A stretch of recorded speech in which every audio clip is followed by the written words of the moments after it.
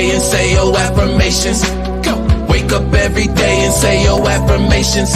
Go. Wake up every day and say your affirmations. Go. Wake up every day and say your affirmations. Go. Happiness and kindness is a choice. Make up. All right. Let me go make sure I should be on. There I is, and then I'm gonna share it. It should be automatically shared on our page. Am I? Yep, it's on the group. It's in the group. It's in the group. Okay, great. All right, and yep, and I am posted everywhere. Thank you. This is things that people don't want to talk about, brought to you by God Level. That would be me. I want to thank everyone for jumping in on tonight's live. Tonight's topic is co-parenting. But before we jump into it, allow me to introduce myself. God Level. I am from St. Louis, Missouri. I am a mother. I am a nurse. I'm an entrepreneur. I am everything good. John, you want to go ahead and represent yourself? John Skywalker, the Sly Talker here, lyricist, spoken word artist, martial artist, personal trainer, lover of life, student of psychology, and father. And I have a new album out, The Law of Affirmation, streaming on all major streaming platforms. Just look up John Skywalker, and John Skywalker. Salute. Hey, Newborn, you want to go ahead and represent yourself? Peace, peace, peace. This King Newborn. You can follow me on all social media platforms at Newborn Everything. And as I always say, I am. Diamond, you want to go ahead and represent yourself? Hetepu Uncle Jasaneb. This is Sabah Diamond, new owner of a new LLC, Abode of Osar, Institute of Personal Excellence, where we basically help you make sense of life, coach you through it, make you allow you to reach whatever goals you got. All right. So that's all in a nutshell. But I am the divine redeemer and big world dreamer. This is Dion. Peace. All right. Before we get started, we have a special guest here, Takesha Jackson from Austin, Texas, to pump up her business. Go ahead, honey. Yes. First off, thank you so much for giving me this opportunity. Again, my name is Takesha Jackson from Austin, Texas. I am the owner of Dana's Decor. I specialize in everything from invitations, programs, business cards, wedding parties. I pretty much do it all. So yeah, if you need someone, let me be the one to make your vision a reality. I like that. Make your vision a reality. So you will be doing weddings, birthdays, showers. Birthdays. Yes, I do it all. As I said, as simple as if it's just I've done programs for churches, flyers for schools. I've done it all. Mm-hmm. I like that. And you're located in Austin, Texas. I'm in Austin, Texas. How can they get in touch with you? You can get in touch with me on Facebook or also through email, jacksontakesha@gmail.com, and my phone number as well, which I will gladly leave in the chat. And your email address and Facebook. My email. Yeah, put it in the chat so people. No, put it in the chat, honey. Yeah, put it in the chat. Do anyone have any other questions? Yeah, do you travel? Could I get Yes, I do. All right.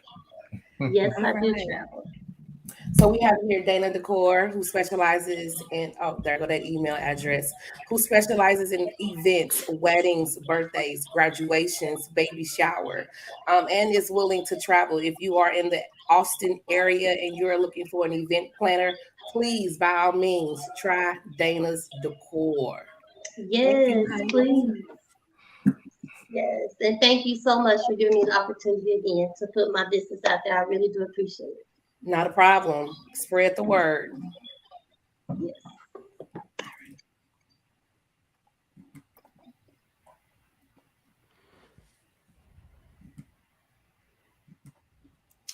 All right. We are back. I need a party done for my birthday. For your I need a party. Yes, I got to do something real big this year. Next year for my birthday. This video isn't shareable. I'm trying to share a piece of cake conversation. What's going on? Yeah, so that's Amina. I just changed my settings just to make it shareable. Okay. Hey, Jay Bird. How you doing? Ooh, I'm sorry, Jalen. When it comes to names, people be real. Okay, yeah, it's live. It's public. I see it. All right. Last week we talked about co-parenting. Basically the do's and don'ts and 3 different styles of co-parenting. This week we're going to focus on healthy co-parenting, which I have to pull up some stuff. Hey Dre, how you doing? Hope all is well. There are 6 signs of healthy co-parenting. Number 1, kids come first. And I think parents often forget about that because, and I'm going to use myself as an example with my husband. I'm okay. What up, though? Anyway, thank you, Boo. I'm going to use myself as an example. When my husband and I freshly broke up, we were not able to co-parent in a healthy way. And yeah, we did forget about the kids. And it was more so of getting our way when it came to them. Second good sign of co-parenting is when both parent agrees. Now I can honestly say that we're both in that space where we can agree on what goes on with our daughter. The first 2, we didn't do so quite well with it. My son told me to make sure I put that out there, and I did. Flexibility allowed is number 3. When I was going through something, he was able to take her for at least 6 months, which I greatly appreciated, which gave me time to get myself together. And kids get time; they get that moment with their parents. Respect is shown. There is no disrespect on either side right now. Mm-hmm. Actually surprised me and sent me some money. I know I get child support, but I don't kick his door down for it. Number 1, I know how much money I make, and Brianna is well provided for. But if I ever need him, he and I do mean a need, he is there. So I greatly appreciate that. Communication is key. You must both be on the same page when it comes to your children, or else they will be caught in the crossfire of 2 angry parents who does not know how to co-parent. I just be getting straight to the point.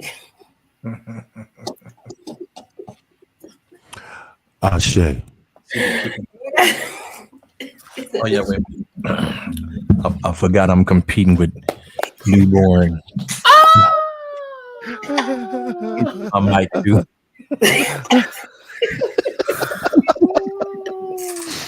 So we can give y'all some duality over here.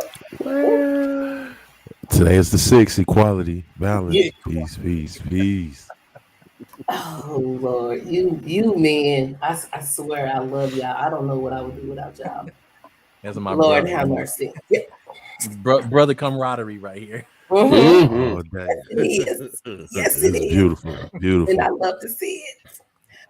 Does anybody have any questions? Because I'm gonna use myself as an example because I've been through the bad parenting phase, the bad co-parenting phase, and now go ahead.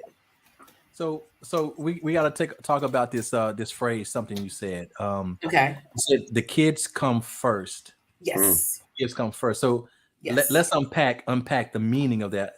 That's a phrase that's often glossed over. Overlooked. Yes. Okay. So I think we need to focus in, hone in on that for a little bit, and talk about exactly what that is. Mm-hmm. So go ahead. All right. So no, I want you to tell me what you mean by that, and Their like well-being. some folks.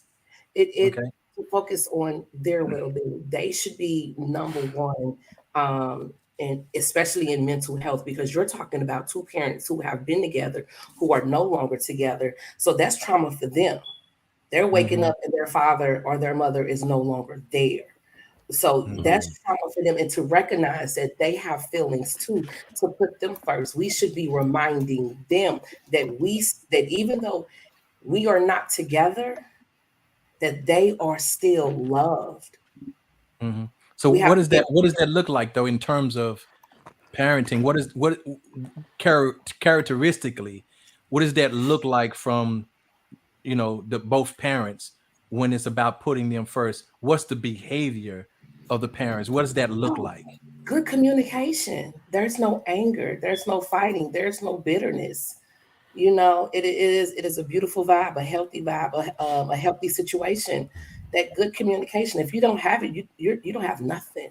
Mhm. Yeah, Sabadame, are you alluding to putting your emotions, to the feelings side. aside and become understanding, logical thinkers Yes, for the betterment and the benefit of the child. of said child? To a certain degree, yes, I'm Okay, actually alluding okay. to that. The rest of it is becoming who you need to be to do that. You In see, some because way, somehow, I felt like you was gonna get there too. Yeah, Yeah. healing, healing, yeah, yeah, healing because from that hurt. Yeah. yeah, because this is the part what we talk about when we talk about the sacrificial part of parenting.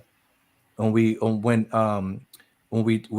you know, our children come into our lives literally as our teachers in this way.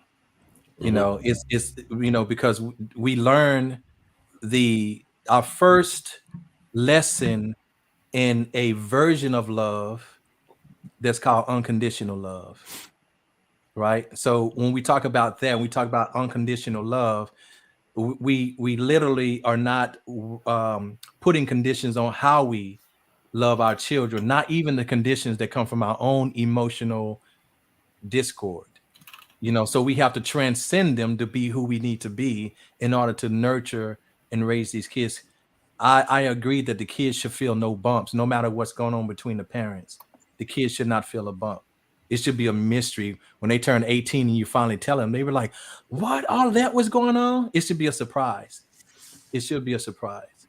So you know, so putting them first in this way, literally, it means growing up, because becoming a parent grows you up real fast if you're doing it correctly.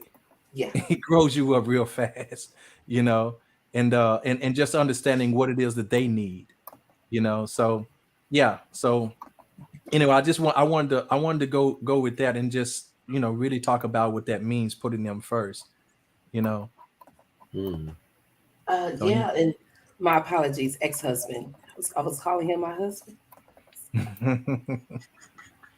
Hmm. He probably listening somewhere, smiling like, yeah. yeah, God level, God level, God level. yeah, that was in a you might as well just go and put it in the comments. Man, man, man. I don't for the life of me, I don't get it. I don't get it.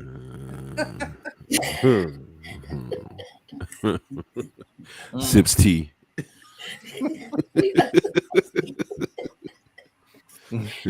Okay. Moving on. Oh Where my you God. at, John? Yeah, I was just getting to say. Master Skywalker. Where you at? Where Why? you at? Why? I'm just enjoying the commentary. Are you pulling a I'm me just, on me? That's what's up. I'm just observing and listening. So Yeah, you it's pulling a me Okay. on me. But That's what's I'll say up. let's pull from our We, viewers. yeah, What does it mean for you to put your children first? How does that look? Mm. What do you do to put your children first? So absolutely. call in and share that with us. mhm. Yeah. Yeah, that's another thing. We haven't been having I want to say our normal core call-ins from Hmm. some of our core visiting family members Yeah. to the show. Yeah. Um, remember this is a safe place to talk. It to is. open up and to share your viewpoint Yeah. on how you view things, your perspective. It's not a thing of judging. It's a thing of, this is like a think tank for all of us to come together, put our Mm, understanding together, so that way we can come about conflict resolution to help heal our community. This is a group effort, you guys. Don't be afraid to call in or even comment. When you're in the shadows, I'm pretty sure it's a question that between the four of us on this panel, and we yeah. got some great brothers and a great sister on here, are great thinkers. We do our due diligence on our own personal research, but there's no real way to be able to aid and assist anybody that's viewing this if you don't open up and share some of your thought processes, Yeah. you know, to where you could ping pong some of your ideas or some of your situations, and maybe be able to come up with your own conflict resolution, or actually help us grow by adding your understanding, you know. So it's a teach, student teaching. Um, so Mm, please, like Sabadama said, and also God level, feel free to call in. yeah. Miss Oh, Phyllis Miss Phyllis Jackson. Jackson. Yeah, Yeah, that's woo. Feel that's free a to good call question. in. That Yeah, is a what's very the good question. definition of putting children first? Yeah. What is Saba, Master Skywalker. well it's Okay. Oh, go ahead. Yeah, yeah. You go no, I ahead. was just gonna say it's such an abstract term. I'll be interested in hearing Yeah. what the All right. definition is. Okay, so I'll go first. All right. So personally, I don't believe in this because it's so absolutist. And what I mean like by that is, in practice we don't do that. Okay. In I was gonna practice, go there too. Mm, Yep. in I was practice gonna we go there don't too. do that. But I Mhm. understand what we mean when we say it. Yeah. John, I'm a realist. So I'm going to say prioritize the kids according to the conditions. All right? Hey, if you got to choose between work and taking the kids skating, it's like, okay, you got to balance that out in some way. One is going to affect the other. One's going to hold a higher priority, right? I mean, it's still the child that's prioritized. But then there's other instances where you're burnt out as a parent, and we know that there's guilt that comes with this, right? So if you're burnt out as a parent, you've been putting your child first. You've been prioritizing your child's needs. Mhm. You gotta rejuvenate. You gotta recover, right? You gotta replenish yourself. So when I hear this, it's like, all right, in those situations, what do? Oh, someone will naturally say, oh, woman, you need to go ahead and take care of yourself. Man, go ahead and have some fun. Take some time out for you. But what about the kid gonna be all right? The kid gonna be all right. All right, but when you hear put the kid first, always put the kid first, that idea right there could be a little toxic. Well, you know what we mean. Well, sometimes we don't. Sometimes we don't. So I Mhm. understand what is implied here. I think that sometimes that idea could be misunderstood. It could be kind of dangerous to our mental Exactly. health because we'll Mhm. stress ourselves out making sure that the child is taken care of. But if we neglect ourselves, then we don't have the resources to take care of the child. So you're burnt out. Child wants to go outside and play, go to the park. You too tired to do so. And then here you are behind the steering wheel. You just, did a 9-hour shift and then, helped them with their homework. And then they want to go over here to the park. But you just like this behind the steering wheel, like you lacking in sleep. And God Mhm. forbid, well, I ain't even gonna say God forbid, but just just added on pressure, added on obligations. Like, yo, you got to prioritize the child's needs when the conditions fit it. And you have to use your powers of discernment to figure that out. You have to gauge what's valuable in those situations. But, ultimately, just taking that shot, taking that risk of prioritizing your child when it's appropriate. Yeah, I agree with that. But also, parents, take time out for yourself as well. Because Right. you are parenting. So without you in a healthy state of being, without you in a healthy state of being, you cannot be a healthy parent to your child. That's right. And that's the other side of it. I went with the emotional side. How are you to put forth the energy, what it should look like when we're talking about prioritizing a child? But what people mean is like Master Skywalker said, people think it means doing for the child before you do for yourself. That's why I didn't go there, because that's not what it means. It should not mean that, you know. And it's like you said, in reality, there really is no first, but there's a congruent operation. You know, you know, there's this give and take. There's always doing what's necessary. So really, everything is being considered at the same time. Nobody comes before nobody else. You know, it's just when it comes to the emotional state, you cannot, and I'll say it is definitely folly to think that, you know, because remember, we deal with people with childhood traumas. When we talk about these childhood trauma, we've already had a show talking about how parents parent their children based on our own emotional baggage. Now, putting the child first means transcending these things, protecting the child from yourself. That's prioritizing the child, you know, making sure that the child doesn't have to deal with whatever it is that you had to deal with in your child life. Being a parent that was uncaring and that was basically fire all over the place. So you have to transcend yourself. You have to transcend those emotional conditionings. All right. You have to put yourself before anything. Can't do nobody. Yep. Yeah, you can't do that. You have to make sure, if you don't stop to rejuvenate and recharge yourself, you can't go no further. At some point, the child is going to be let down abruptly. I've seen it. It happened. I can speak on it.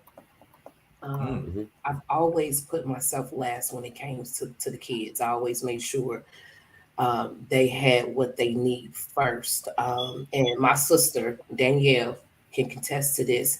She, you know, it was once a year around my birthday when I would try to do stuff for myself. And she would let me know, you do everything for these kids and you always putting yourself behind. And I thought I was doing an honorable thing. I really thought I was doing an honorable thing by putting them first. I really did. And to the point where it will stress you out because you're not giving yourself anything. You're not filling up your cup. So she made sure during birthday time, you better do something for yourself. You better do 1 year. I think she was upset. I don't say upset, but I took all of my kids to Florida. You know, I know what that's like, and it's kind of hard because you don't. I did it because I was overcompensating for what was not there.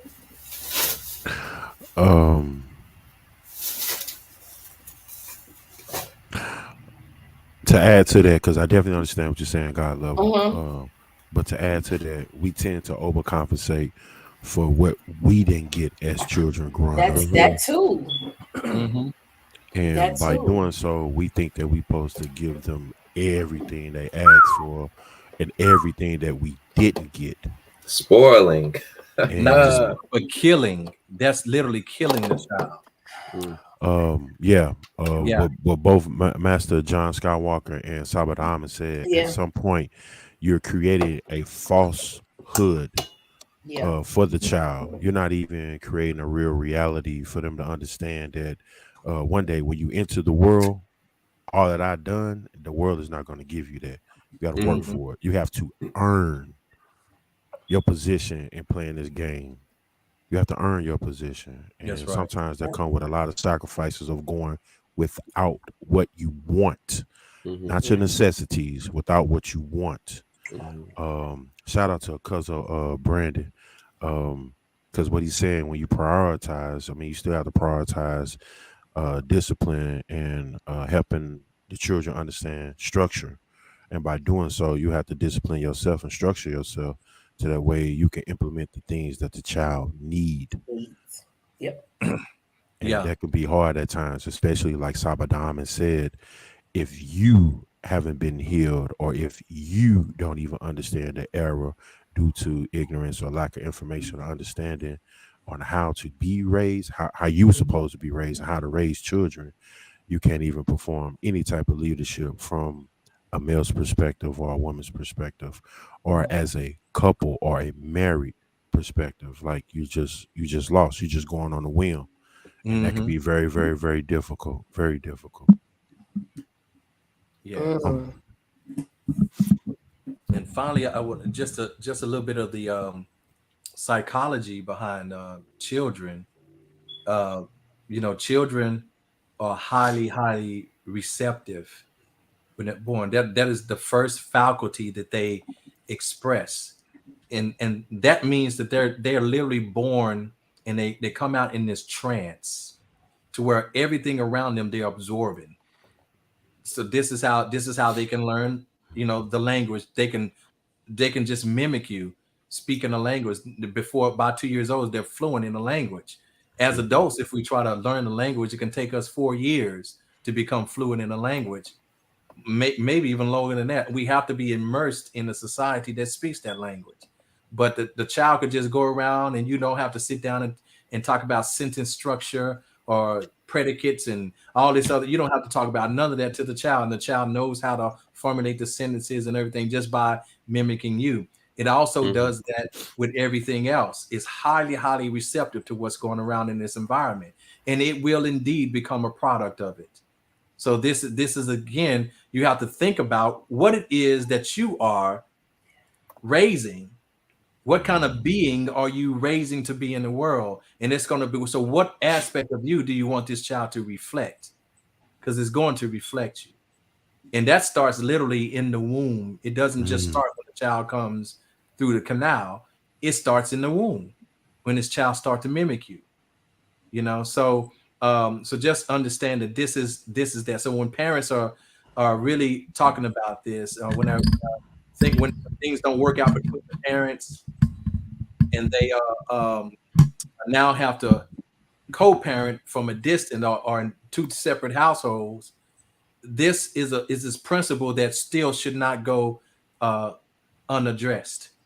That the child is highly receptive. You have to be careful what it is. So whoever the dad exposed the child to on his side, whoever the mom exposed the child to on her side, all that needs to be in consideration. So this is what I'm talking about when I say put the child first. You've got to sidestep your own feelings and do what's right by the child. Do what's right by the child. You can't just be going around and I know I have a client that's a mother and daughter, and although the daughter is grown now, but they both are highly aggressive when it comes to certain things, and it's like they automatically jump to conclusions and they go after folks. They go after them, and I'm like, you guys, that's not what's happening. Stop. So you don't have to. The doctor meant you well. You don't, because the needle hurt don't mean that he's out to get you. You know what I'm saying? So so it's just things like that. So we have to think about this. Just be careful what it is that you're raising and bringing into the world. Yeah. Definitely. I say. Go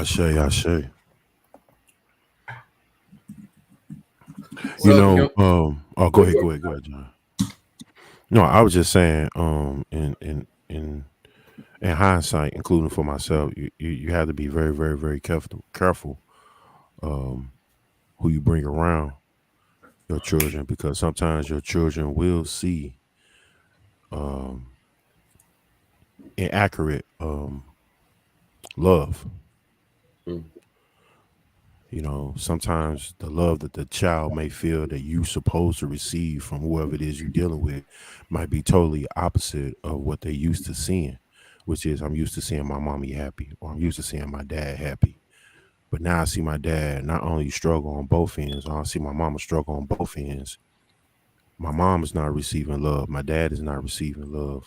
And they feel like that's disrespect. Then that is imprinted on them. So when they get out here, they got trust issues, or they feel like everybody's out to get them. So I mean, it's like you say, they're a sponge. So you got to be very, very, very, very careful. Very careful.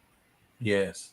And let me ask everybody who's viewing us, if you're on Facebook, can you make sure that you give us some likes, some loves, give us some kind of reaction. And if you're on YouTube, Make sure you hit that like button and share. You know, let's go ahead and broaden this community. You guys have really been showing up, and we really appreciate it. Big time. We definitely want to expand this because this is, you know, we're actually improving and we're getting better. We're evolving in this podcast. Mm-hmm. So if you love them, true, then share so this true. with them. This is a good thing. Yeah. Yes. And furthermore, let's say if you love the content, if you love a community trying to heal a community, you're a part of this. You're a part of the growth. That's right. Add to it. Continue to help us to add value and worth to this podcast. I say. Because even with this podcast from day one till now, not only do I offer my perspective, my 2 cents, I'm also learning and growing and developing to become a better man, better father. So it's important. Oh, and by the way, small note, God Level, what's the Facebook page again? Things that people don't want to talk about. Please. Yeah, Like, please subscribe and share. Yeah. Things people don't want to talk about. We are broadcasting there. So yeah. All of our lives will be posted there every Sunday. We will have questions during the week concerning next week's topic that we will be talking about, where everyone can participate in and give their opinion. Again, like my brother was just saying, I'm sorry, King Newborn, we about growth. We are definitely about growth. And speaking of questions that were in the group, this one right here was one of them on this very topic. We conducted a poll, just, you know, wanted to collect a little sample just to see how folks were feeling. Out of 12 respondents, 17% said yes, 33% said no, and 50% said it's circumstantial. So we got 2 comments on that. It's circumstantial because what if the other parent sucks? You can't always tell the truth to your kids, but sometimes you do have to check the other parent. Yeah, that's a tough one. Another respondent, Josephine, said, well, in a way, yes, because it depends on how much time the other parent spends with the child or children. If they have equal time and are aware of all the child's needs and habits, then some influence/control can be wavered. But if the co-parenting situation is new, and say the father is just now coming around, he should expect the mom to have some input or say in how he does what he does if it's within reason. If he has to get to know the child because he's been absent, then mom should be able to have a say in the way he handles the kids. Yeah, we gotta unpack. We gotta unpack that. Yeah. You gotta unpack that. You gotta unpack that because now I don't know, man. I and this is my opinion. When you comments, no, I'm not. First of all, peace and blessings to all that weighed in on the question and then also the poll plus the comments. Truly understand. This is just my opinion through my walk in life. I truly understand no set individual can control another individual. That's one thing. Yeah. Secondly, the child is not a commodity nor property. True. You do not own a human being. Right. Let's try to let that sit in. But we got to move emotion and feeling from that thought process. No, yeah, we're gonna have to talk about that too, because you're right. We're gonna have to talk about that. That's a whole nother. Right. Yes, sir. And when you tend to use the child as leverage towards the other parent, like you're trying to discipline the parent by basically saying, well, you need to run this by me first instead of us coming together to achieve an understanding together. I'm gonna say it again, together. This is very important. We have to achieve an understanding together because the way I may run my household could be different the way you run your household because we're not under the same roof anymore. So your rules that you have apply over there may be different than the way they apply over here. But if we come to the table and we come to an understanding and we can agree upon, we should be able to move a little bit better for the child's sake. But again, just like the name of this podcast, these are things that two adults that laid down, it's hard for us to come together and have those conversations about things that we don't want to talk about. Mm-hmm.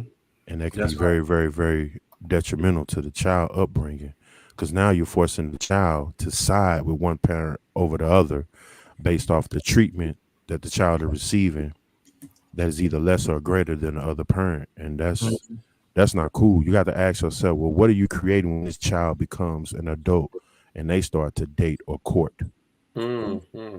And they plan to lay down to have children?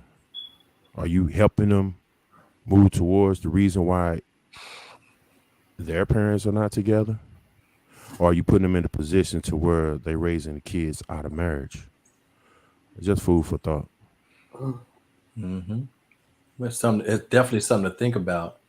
And but even aside from the child in this situation, you have to think about the respect still that you owe to the other parent, just as a person. And also the understanding, first of all, when the two parents split, you have now separated the whole into their polarized opposites. The masculine goes over here, does his thing, and the feminine goes over here. What good is the feminine to tell the masculine how to be masculine? It doesn't work. How does the masculine tell the feminine how to be feminine? It doesn't work. You see, you let the mother, she can do it better than the father. But let the father, because he can do it better than the mother. You know, so this all this needs to be encompassed and encased into within a shell of trust. So this is another reason to throw your feelings aside, and you have to trust your co-parent. You have to trust them, and trust that it only makes sense that the two parents love the child equally. Put that up. Neither one will allow any harm to come to the child. Yes. Now, you may not like what they're doing, because I tell you, I don't necessarily agree with my daughter's mom in the way she does over there, but I trust her. You know, so that's when I'll be like, oh, and I just sit back like, Yeah. Okay, let's see, and I wait and see. And if it goes messed up, then I'll work with her to straighten it out. We don't argue about it. I don't blame her for it. We work together to straighten it out. And then we both like, oh, well, that didn't work. Let's try something else. You know? So I have to trust her, because there are certain things like my daughter. I just think my daughter is so beautiful, but she likes to go out running and walking by herself. And even though it's in a, one of these affluent neighborhoods, I'm like, but this is where they find people in the basement. Okay, they find people in the. So I'm like, I don't want my daughter snatched up. But her mom allows her to go out and jogging and running by herself, and I'm like, she would never do that with me. I would take her to the gym, or we would go I would make up time to where we can go do that together, but I would never let her do it by herself. So I'm just cringing and just like, okay, let's see how this, and I'm trying not to put no bad energy on it too. I'm just trying to be as trusting and open to it as her mom is, but I talked to her mom about it, and she's just like, well, no, it's going to be all right. Just don't, I was like, okay. So I'm like, okay, but see, but I never let that come in between the respect that me and her mom have for each other. It never does. And the other day, what was it? 2 weeks ago, my daughter was, in fact, when her mom was out of town, my daughter went running, and she fell in a way to where she hurt herself, like bad, scraped her head up and things like that. And that could have, and I'm way in Long Beach, that's way in Redondo Beach, and her mom was way in Oregon. It's like, here we go. None of us are here to go to her aid. Like me, I just say, listen, stay in the house until somebody is near you, Right. But I know my daughter is literally grown now. She's 18. I can't tell her to stay in the house. I have to loosen the rein. That's just me as a protective father, you know. So even right now, that looseness and that letting that room out, I'm following her mom's lead on that because I'm no good at it. Okay? I'm just gonna admit I'm no good at it. That's my baby girl, you know. So I don't agree with some things, but I have to trust, and I work with her to move through these things, and it's teaching me something. It's allowing me to grow Yes. allowing me to grow in that area. part. So that's still, you know, her mom, I still feel like she's my soulmate. You know, she's still my soulmate. And soulmates don't have to be together, but they have a major influence in Ashe. lives. So yeah. I just want to piggyback on that. When you broke down masculine and feminine principle, if you understand that the feminine principle is always going to be a true nurturer, and the masculine principle is always going to try to provide and protect. Exactly. It's just in you. Period. At some point, you're gonna grow into that principle of masculine or feminine.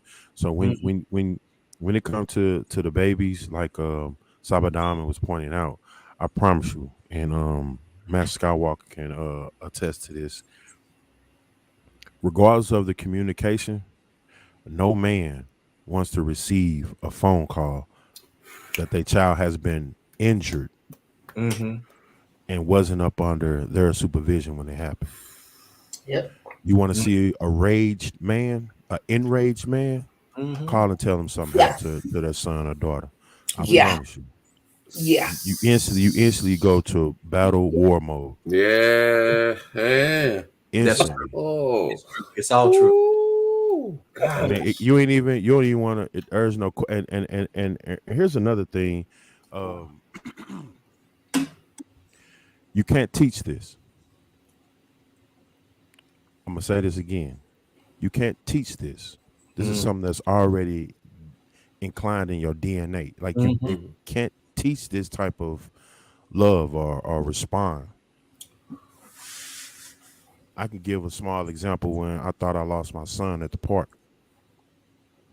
And since this was many years ago, I won't be in trouble for it. I don't know. You might make sure the statute of limitations. That's what I'm saying. It was over 20 years ago. And I'm not saying this to beat on my chest, but it was essentially, it was like, I can't even say reflex. I don't know what it was. But when I went to call for his name, he didn't respond. I stopped the whole basketball game to look for him. Yeah. And I pulled my legal weapon out in a crowded park. And all I could think about, if any man got my child, he dead on sight. That's not I'm just saying. So from that instance, just imagine what it'd be like if I get a phone call and I do have a target. In this particular case, I didn't have a target. My son went to the bathroom, and since I was yelling his name so bad and I'm running around looking for him like frantically, I scared him. He couldn't even get his zip open to use the restroom. So I kept apologizing to him because he was crying because, you know, he heard my voice. Like, he felt like he was in trouble, but he wasn't. I was just thinking about, there's no way in the world I can call this woman and tell her I lost our son. There's no way in the world I wouldn't be able to live that down. Right. That will haunt me for the rest of my life. So, you know, I don't see no man in this world. I don't care how much he outside doing crazy stuff. If a woman is truly in her feminine principle as a mother, and she calls this man and says, so and so and so happened to your child, you want to see a different side of him? It's gonna come out. It's definitely gonna come out. I don't care who the man is. I don't care how bad y'all done broke up and fought, argued. You call a man, you tell him that something happened to the child, or a woman, either or, vice versa. You know, whoever got majority custody, you know, you call the other parent, you let them know. But mainly for a man, he instantly, it's war mode. You ain't even you're not trying to hurt nothing else. Right. You know, matter of fact, the mom can't even have an excuse. And however she said, she better hope you even hear her by the time you get there. He ain't even thinking no more. Everything is reaction. So I don't know. That was my little spiel. I say. That's it. Now you're right about that. That's true. Yeah, that's just a default mode we go into when it comes to that. You know. Yeah. So But I would like to highlight something that, and I don't want us to miss this very, very important nucleus right here. Even though the monogamous relationship didn't work out, the parenting relationship continues, right? So you came together as lovers, and then you conceived. It may not have been a love child, right? It may not have been one of those. Regardless, you guys came together, you produced this, right? And maybe there were feelings there at some point, but amongst the separation, you still have feelings. They just went in the other direction. And so trying to resolve those feelings, right? And still find the respect for each other, at least in their function. Because you may not respect their character. You might, you still calling them all kinds of names, you're a shitbag, whatever, right? But acknowledging that they still serve a function. They still serve a function in your life. They still serve a function in that child's life. And so acknowledging that, hey, if I support him in his fatherhood, he becomes a better father. I have a better child. If he supports me in my motherhood, I become a better mother, which means I can better nurture our child. If you support each other in your parenting process, you have better parents making better offspring. The other way, of course, is if you tear down or dismantle, undermine the parenting process of the other, and they become the worst parents, that impacts your child. And then you'll forever be like, well, it was your fault. You're lack, but you won't take any responsibility for how you created that obstacle, that added obstacle, that unnecessary obstacle as a parent. You created that, and so you could have removed that obstacle at any time, but of course, there was a emotional obstacle within yourself, so you were just projecting. So again, it goes back to, all right, prioritizing the child, right? And recognizing that, hey, child needs the father. I need the father because I can't be him. I'm not going to pretend. I'm not going to attempt. I'm going to do it because, hey, there's two functions here. There's two functions here for this child. Why am I going to take all the functions? Oh, so selfish of me. Oh, it's got to be about me. And now my ego has something to latch on to, that I did it. It was all me. Marvel in my glory. I did both. I was father and mother for this child. But is that really a badge of honor? Is that really a badge of honor? Right. So I want to just bring it back to this element that it does have some self-interest. There is some self-interest in offering the respect to the other parent, but also helping them in their parenting process. Because again, if they're a better parent, it makes it easier on you and it makes it easier on the child. So it really is a team effort. This is about unity. So I want to highlight that when Saba was talking about how mom was a bit more lenient, he had to learn that lesson of kind of just letting go and falling back and just allowing that to be what it is. And if you recognize in yourself, you're observing your own internal experience, like, man, I do not feel good about this. Why? Why don't I feel good about this?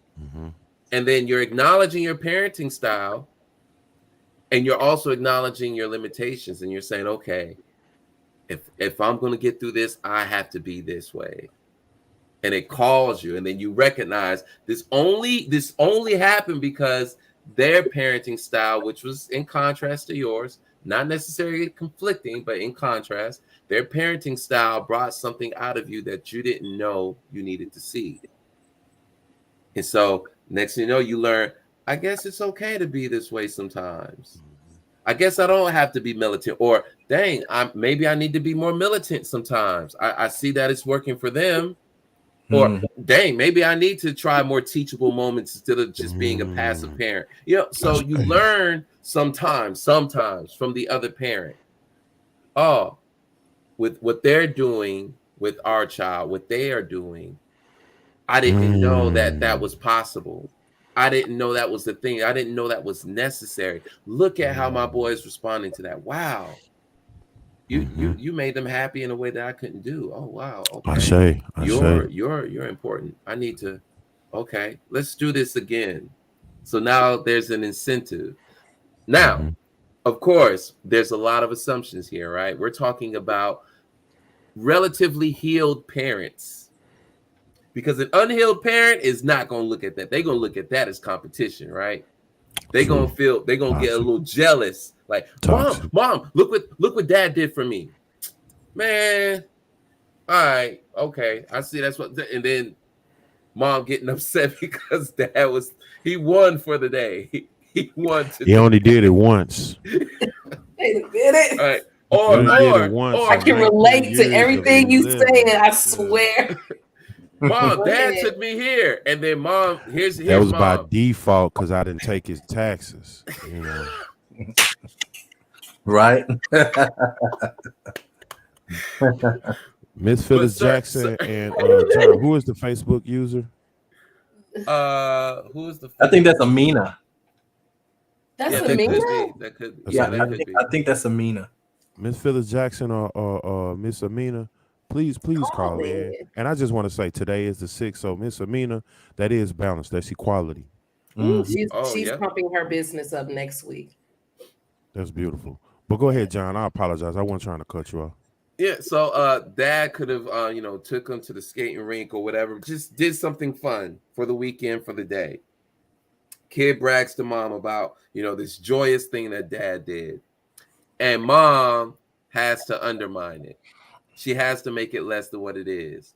Well, it's easy. It's easy for him to do it when he ain't he ain't doing the day to day.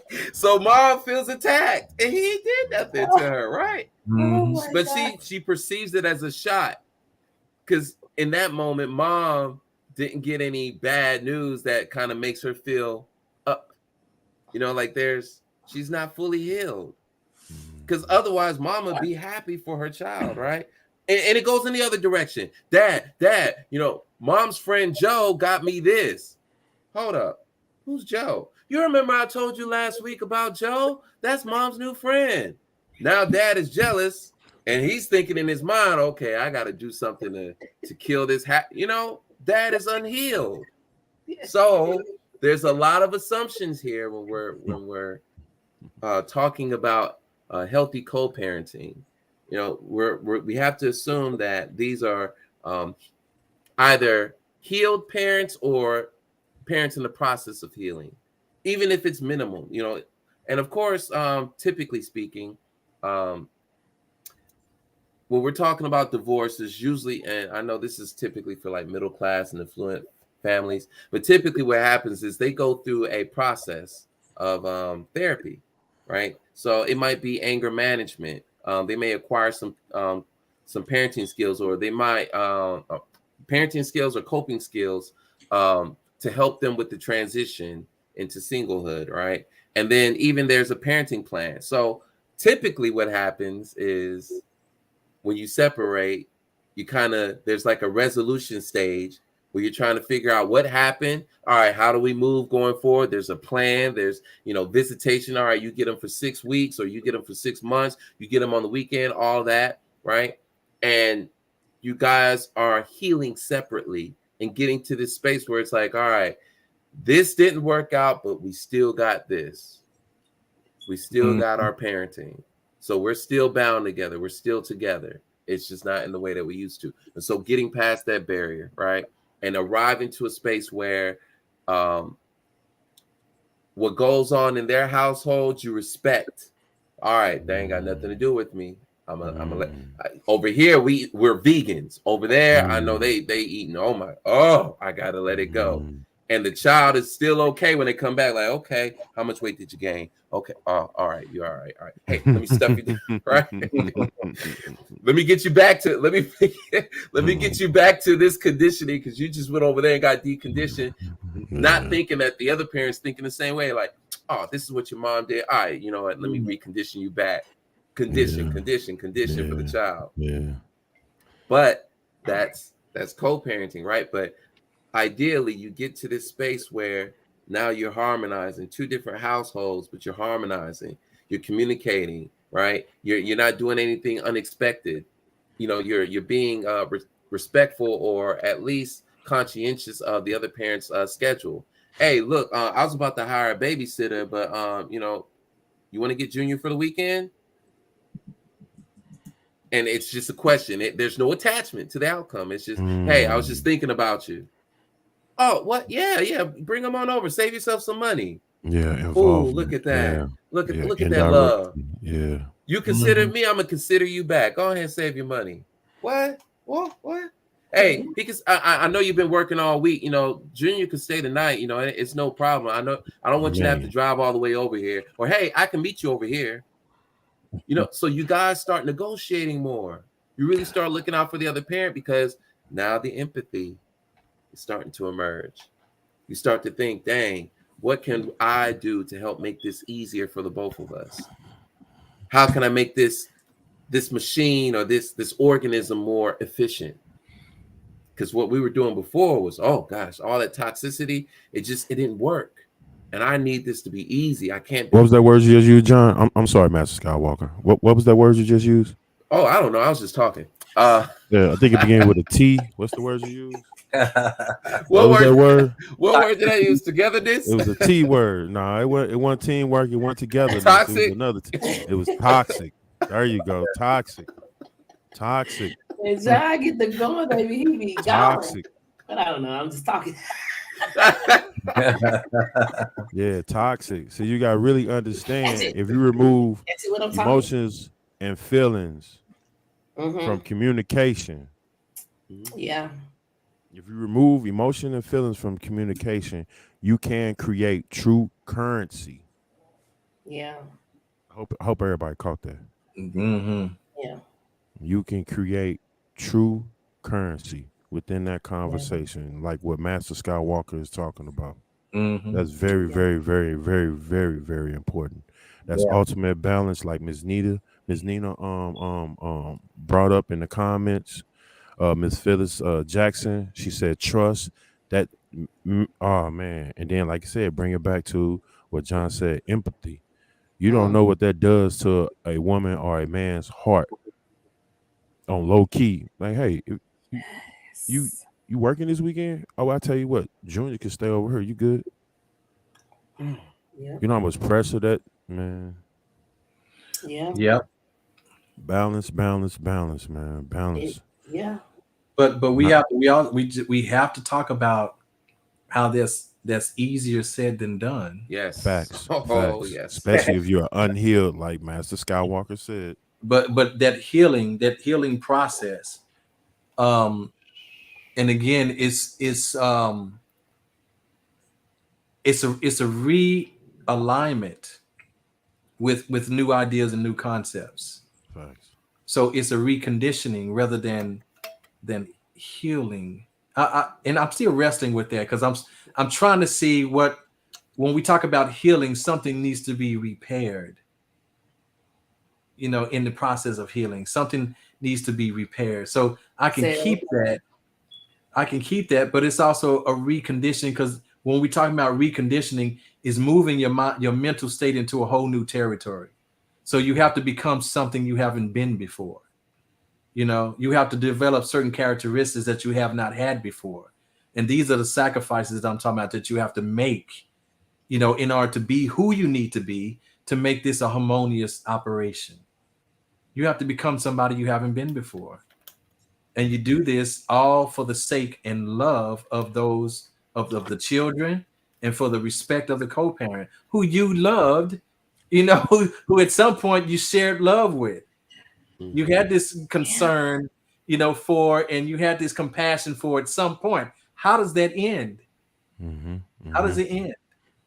You know.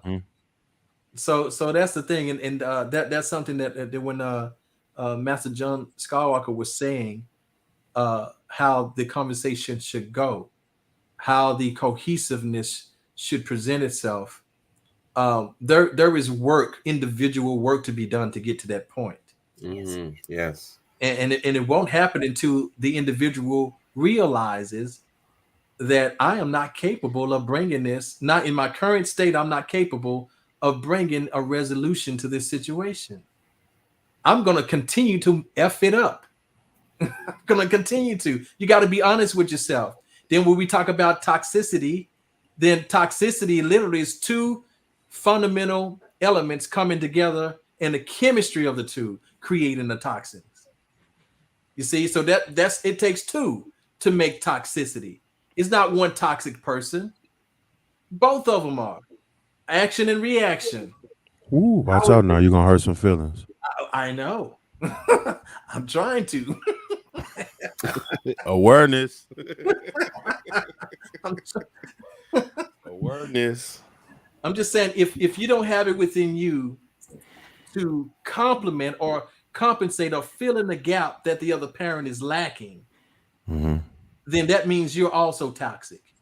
Because it's easy to sit back and say, oh, that just because you're in a disagreement with the other person to call them toxic, but I'm pretty sure they over there calling you toxic. And both are right. Bars, big facts. Bars, Both big are facts. right.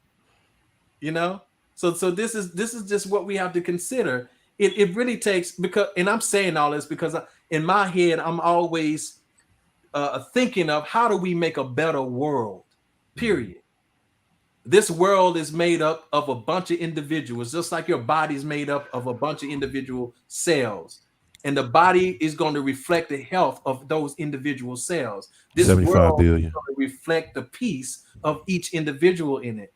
So relationships come into our lives to help us move to that process. But we've got to get out of our own way.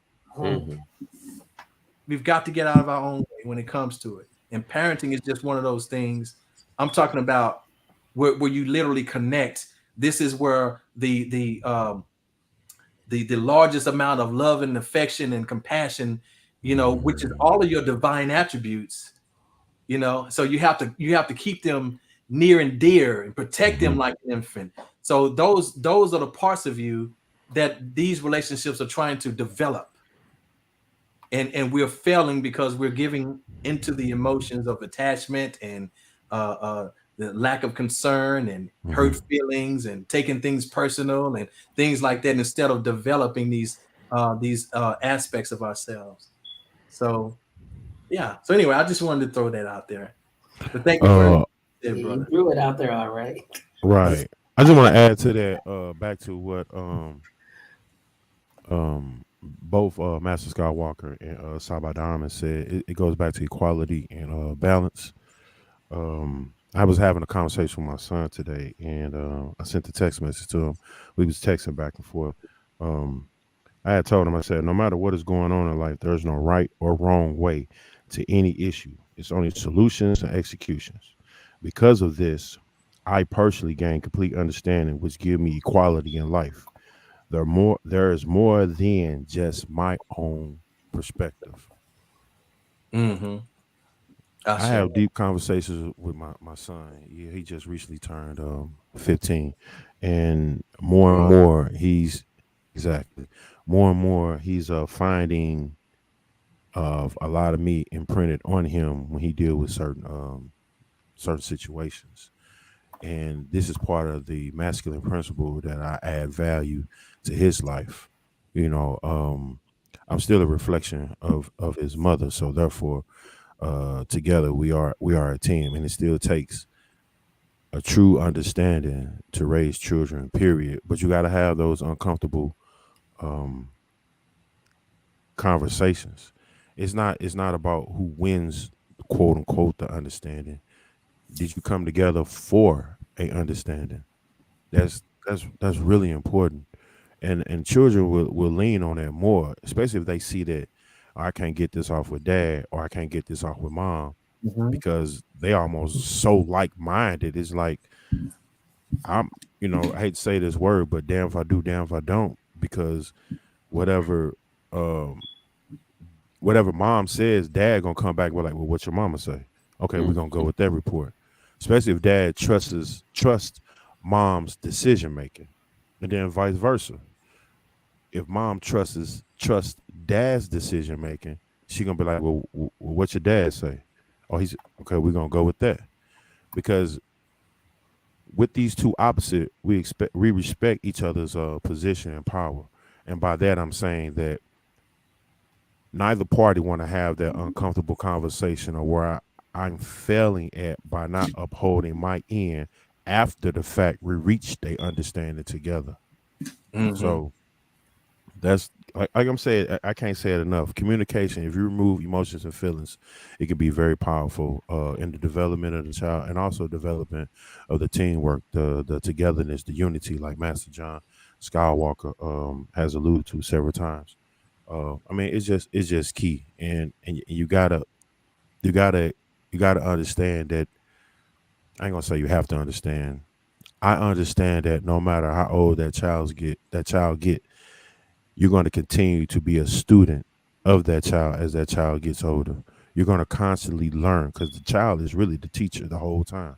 Even though the child is a sponge, the child is still a teacher without even knowing it. The child is teaching you how to be a responsible parent to the child.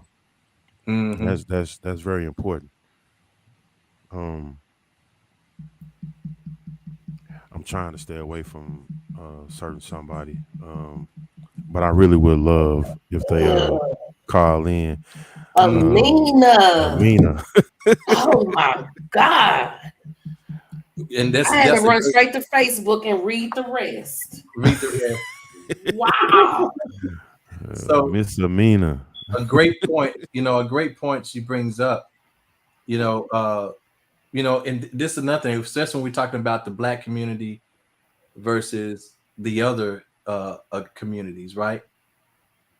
Oftentimes when we see the announcement of I'm pregnant, let's just take that scenario. We look at it in another community, and now let's say the white community. There's celebration. I'm pregnant. Oh, really? And there's a bunch of celebration. Versus in the Black community, it's always a surprise. More than likely, it's a surprise. It's like, you what? Oh, and then there's this automatic feeling of fear and stress that comes over. Yeah. And it's not our fault as a people. But again, that trauma goes back even beyond, that goes all the way back to, even early or just after slavery. It wasn't too far in the past where the laws were set up, that worked against us in that kind of area. So when we have it's just that, and we'll be talking about this some other time, but how the system has allowed itself to be weaponized by the bitter parent. And so that's why it's always becoming like, and then we already know that it's just gonna be drama.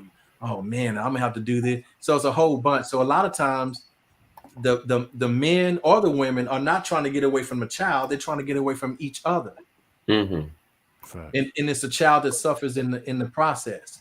So yeah, she brings up a great point, of why we don't go through the motions of understanding the parenting style of one another and things like that. Once this co-parenting situation begins,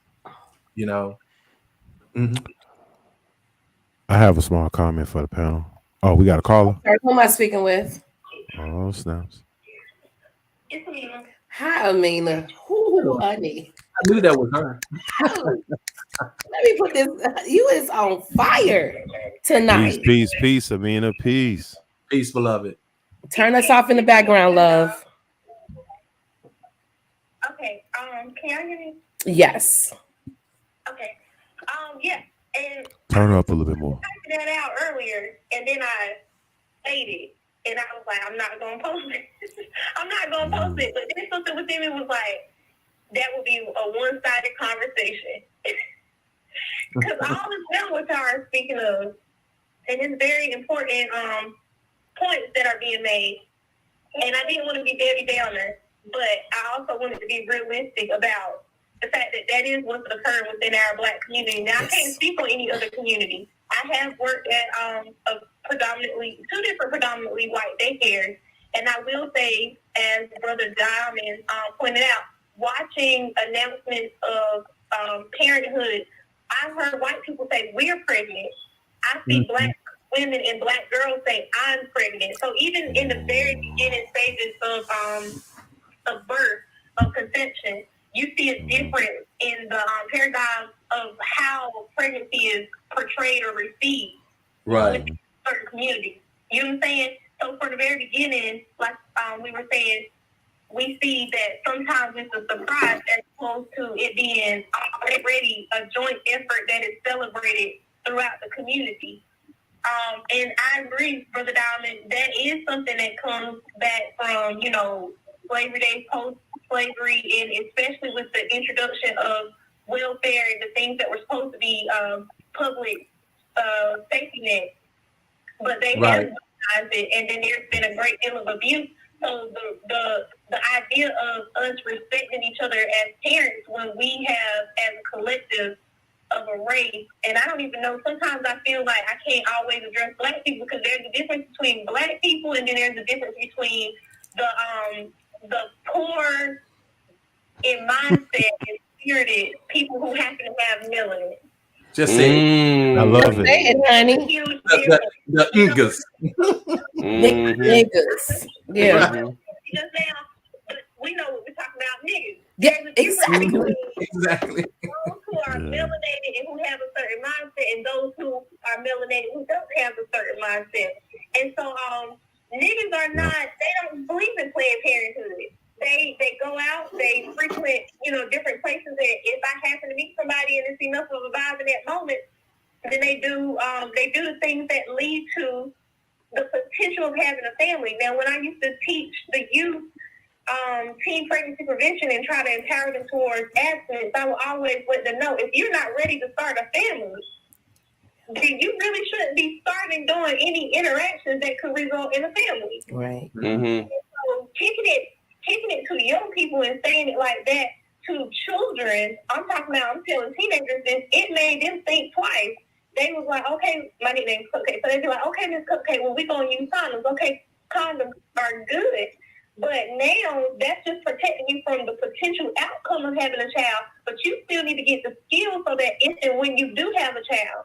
So that's the other part of it, is that we have parents, as Brother Diamond said, who are trying so bad to get away from each other that the person who ends up getting the short end of the stick are the children. The children having to now be stuck in the middle of parents who lack knowledge of understanding of each other. So of course they're going to bump head on certain things because they never even really found out much about each other prior to having intercourse, which led to this child.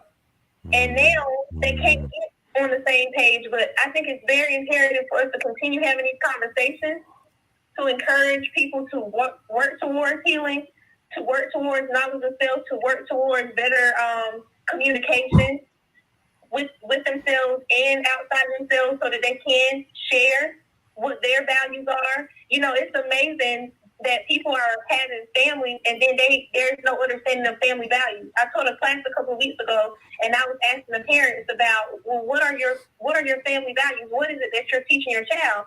And so many of them were like, didn't even never think of it. They don't have any concrete creed that they're already able to pass on to their children. They have no understanding within themselves as to what their values are, what their real beliefs are. So they can't properly raise a child and pass on the information. And so when we talk about the idea of parents wanting to overcompensate sometimes for another parent being outside of the household, so a lot of times that looks like them, like you said, trying to go above and beyond and provide things for them financially. But who is going to be able to provide the knowledge that other absent father is excuse me, y'all. I don't want to label it as a father because there are absent parents who are mothers. But this is the thing: it takes two to produce, and it takes two to fully raise our children. And we can't keep thinking just because, okay, daddy's not there, but I got XYZ safety nets, or mama's not there, but I got these different people coming in who could be like a mama. No, it's about the information that should have been passed on. The understanding that this child is going to lack now because of the absent parent. And now if the parents are constantly bickering, we're not able to address where some of these issues are coming from within our children. So it is very important to have good communication so that we can talk and discuss, like, okay, we might not have known what we was doing when we first got involved with each other. But then I need to know, what do you know about your side of the family? You know, are there health issues that I need to be aware of? You know, what runs in your family?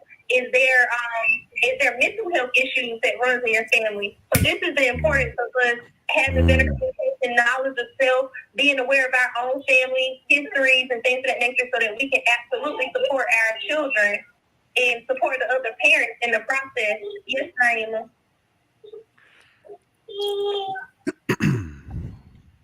And I wanted to say one other thing. Co-parenting too also extends once your partner or ex or whoever, the other parent, gets married, you guys have to bring in the spouse. Yeah. Like co-parenting, it extends, and the parents absolutely have to be involved in the co-parenting process.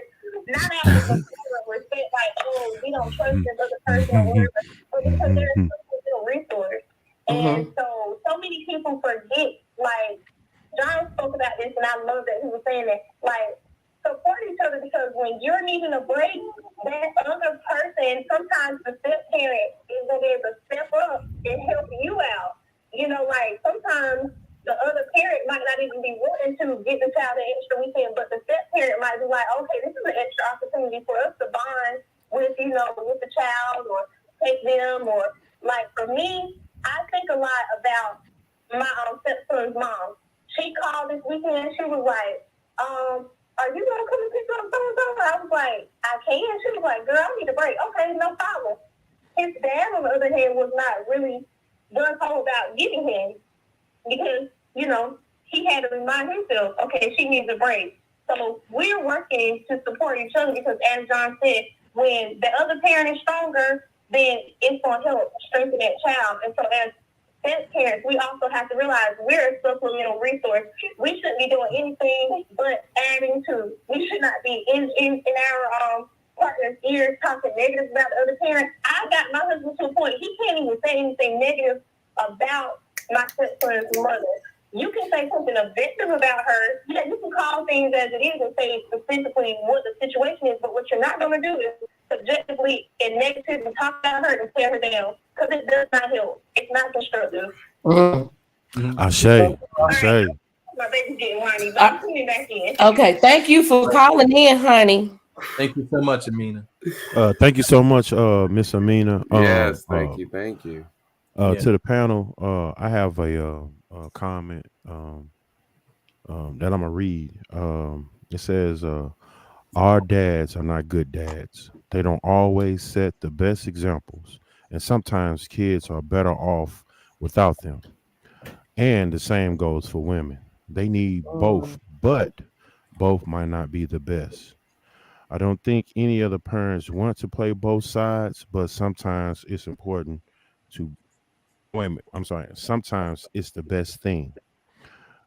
That's where a good stepmom, stepdad, godparents come in. Knowledge or support doesn't have to come from the biological parent. Also, uncles, aunties, cousins, mentors can step in and be the positive force role model that kid needs as well." Wow. So, not totally untrue and not totally true. There has to be a lot of things that we have to look at, because, like I say, we can't just highlight the behavior that we're seeing, because that behavior is the effect from a long line. And what we talk about is generational traditions that foster certain characteristics in people. Okay. and these things come from, and so people are, so in other words, you're born into a certain condition and it becomes your tradition, so you don't even know that there's anything outside of that. See, and so both parents, I don't know my father. I don't even know his name. Mom decided not to talk about him. I never even asked, right? So would things have been better for me if my dad was there? Of course, I think it would have been better. You know, just for him to be there, show me certain things as a man and things like that. I had to literally learn everything on my own, you know, when it comes, because it was just things that my mom just was incapable of teaching me, because she's a woman. She don't have the experience of being a man. She don't know what it's like to grow up to be a man. She don't know my needs as a man. And so there are certain things. So especially when I became a father, oh man, that was a tricky situation. It was a tricky. I admit I made a lot of mistakes in the beginning. I had no idea. I didn't know how to what is it like to just be there and really want your children, hug them. I had to learn that, because that wasn't done to me. All that kind of nurturing and thing, that wasn't done to me. I had to learn that. But I did when I figured out, oh, I really need to know how to do that. That needs to be part of my thing that I do. So I had to cultivate that, you know, and I literally had to take myself into meditation, you know, and cultivate that aspect of me that I never got from my own father. And even from my own mother. My mother wasn't like a nurturing, loving type of. She had her own way of nurturing, but there was a lot of affection and stuff like that, you know. So, but when it comes to if it's good to have a parent in or not, well, it's all circumstantial. Even the young lady I was talking to today, it was her mother that put her into, that got her into foster care. Now, remember, all of the millions of kids that we have in foster care system, their mothers put them there. Dads cannot put children into foster care. Gonna hurt somebody. All right. So just understand that. So we can literally take a record of how many women has abandoned their children. There you go. Millions. Don't hurt somebody. All right. So I'm just saying we have to think about these things, while we just like to always blame it on the father. But let's really take an account here. And that's just the ones that we got records of. Yeah. Let's think about the other half that we don't have records of. Right. Wow. You see, that grandmother had to take care of. Okay.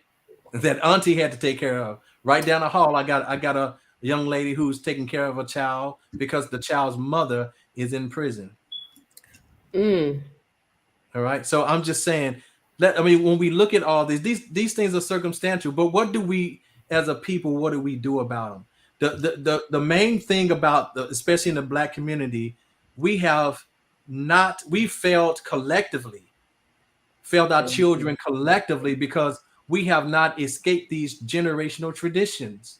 You know, that was literally started outside of ourselves. They start breaking our families up in slavery. Yeah.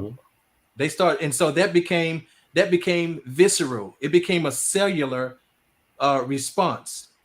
You know, always taking dad away from the child because he had to go out and be sold.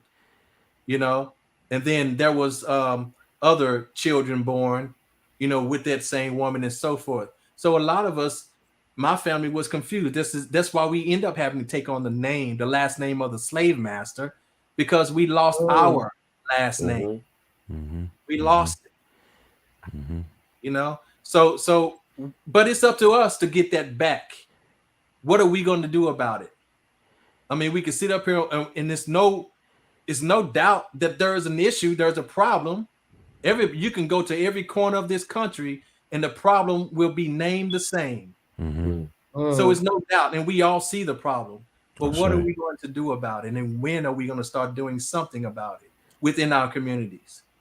It's not from legal systems and stuff. What are we going to start doing it as a people? As a people. You know, so anyway, that's my little rant about that. I just want to add to what you said, Sabadame. We can. Yeah, we can make a change. That's true. That's peace. I mean,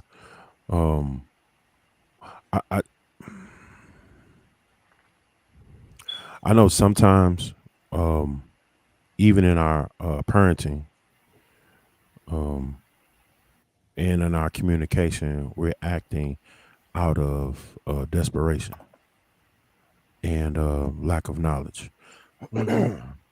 And when we tend to do that, we don't see that not only like Sabada Ahmed, Master Skywalker, and God Level have pointed out, um, we don't understand that we're adding to the problem because we need to be healed and we haven't had proper Yeah. therapy ourselves. I say. Um, Absolutely. furthermore, when we do this, and this is to anybody that's listening, I also had to learn this myself. When you do this, you put on blinders. You never see the other parent at some point growing and developing themselves, because you feel like you supreme within the situation. You feel like you're the end all be all. You feel like can't nobody do it better than me because my solution is the only solution. My answer is the only answer, and that's not correct. You still have to keep in mind, if you remember, at some point in your timeline, you were a child as well, and there were certain things that was done in your home front that you didn't understand, even to the point as you became an adult, to the point of being a parent. He was like, oh, maybe that's why this happened, or maybe this came about because this. But half of it was taught through failure, Right. failure and miscommunication. And again, with these blinders, we don't even see that we're perpetuating the cycle. We're becoming more of the problem than we are the solution. We don't even look at it like that. Absolutely. Do you take time out to let me breathe for a second, gather my thoughts, remove my emotions and feelings, and let me hear what's actually being said? And sometimes you can hear pain from the other person. Mm-hmm. Yes. Mm-hmm. If you listen Yeah. to the words they're using, why they're using, when they're using them, you be like, this ain't even about the child no more. Right. Mm-mm. Now I'm concerned with your mental health and your well-being now. It's not even conducive for both of us to come to an understanding at this particular point because we both are hurting and we're hurting each other. Uh-huh. Exactly. And guess where all that rolls downhill to? To that sponge that we keep on forgetting about. You think just because you ain't saying nothing, they ain't picking up on your frequency and your vibration when you enter the house? Like Master Skywalker said, you done put in 70 hours at your job. Mm-hmm. Yeah. We knew how my mother was feeling by the way she drove her car. Which I promise you, we would go to the back window when we knew it was time for her to get off. If we see her skirt down that hill, we knew not to be around when she walked through the door. She had a rough day. Give her Pepsi, give her space. Now, if she cruised down, we knew we was good. So yeah, that's real. That's real. Furthermore, I'm sorry. Go ahead. I just wanted to add that. No, that's peace. And furthermore, when you 100% cancel out the other person and you feel like you're you know you're the best option, think about how you got to that point where you at. Mm-hmm. Because if you was the best option, that comes back to your decision making, your choices, and your executions leading up to the point where it is a co-parent outside of the home front.